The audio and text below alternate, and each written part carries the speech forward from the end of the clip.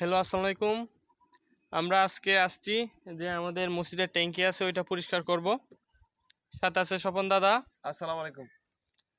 আর আরও আছে আজকে মসজিদের যে ছাদটা আছে ওইটা পরিষ্কার করার চিন্তা ভাবনা আছে আমাদের। তো আমরা এখন থেকে এরকম টাইপের ভিডিওগুলো করব।